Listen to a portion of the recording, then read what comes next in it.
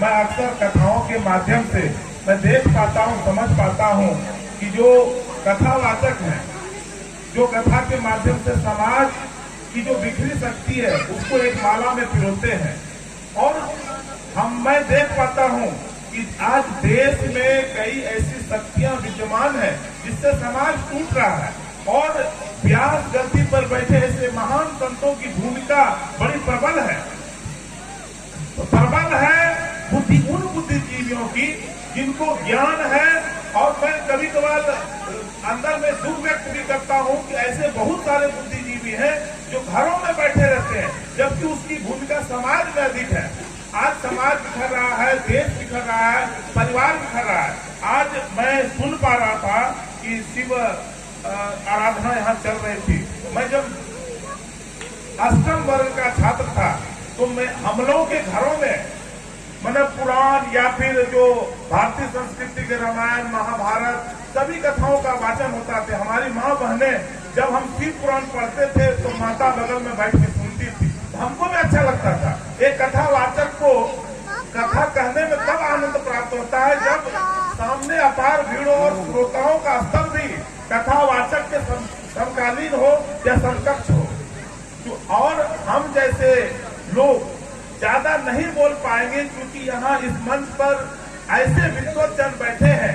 विद्वत जनों के बीच में बोलने में हमारा पैर थरथराता है, बोली थरथराता है, इसलिए यहाँ पर महान संत लोग बैठे हैं। यहाँ पर शिव पुराण का कथा चल रहा था, राम की महिमा गाई जा रही थी। इन कथाओं के माध्यम से हम अपने जीवन को संयमित कर सकते हैं। हम रामचरितमानस में क्या सीखते हैं कि पुत्र कैसा हो, राम जैसा हो, पुत्र वधू कैसा हो, सीता जैसी हो। लेकिन जब हम कल्पना करते हैं कि राम पुत्र के जैसा हो तो हमको भी कौशल्या के कई राजा दशरथ की तरह बनना पड़ेगा। पिता कैसा हो तो राजा दशरथ की तरह बनना होगा।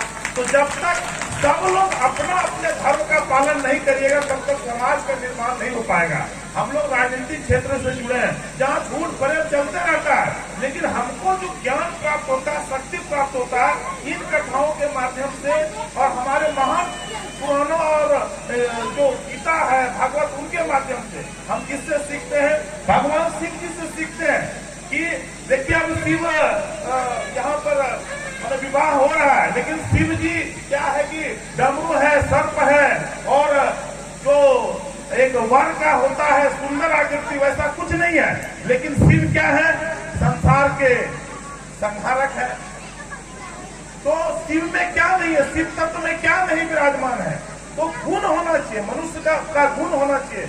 हम जब राजनीतिक क्षेत्र में जाते हैं तो हम कृष्ण के दर्शन को अपनाते हैं, राम के चरित्र को अपनाने की कोशिश करते हैं। झूठ फरेब के बीच में यह कोशिश करते हैं कि हमारा जो विचार है वह दूषित नहीं हो। विचार तब दूषित नहीं होगा जब हम इन कथाओं में बराबर जाएंगे।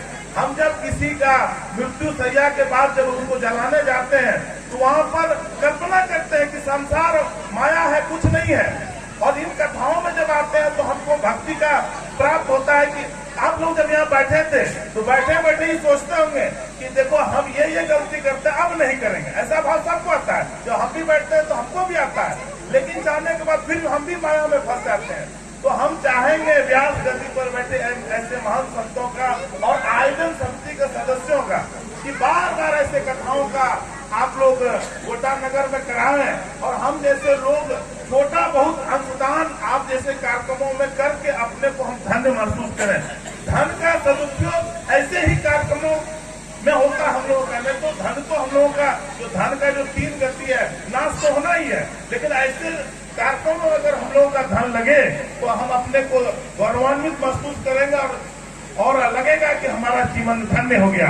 सभी कथावाचकों को पुनः व्यास गद्दी पर बैठे महान संतों को मैं नमन करता हूँ। आप जैसे इस पंडाल में बैठे मातृशक्ति को भी मैं नमन करता हूँ कि आप जैसे लोग यहाँ बराबर आके कथा वाचन कर रहे हैं। अब गोटा नगर के सभी नागरिकों से भी आग्रह करेंगे कि कथा जितना दिन चलेगा आप लोग आके यहाँ श्रवण करें और अपने जीवन को धन्य करें। धन्यवाद।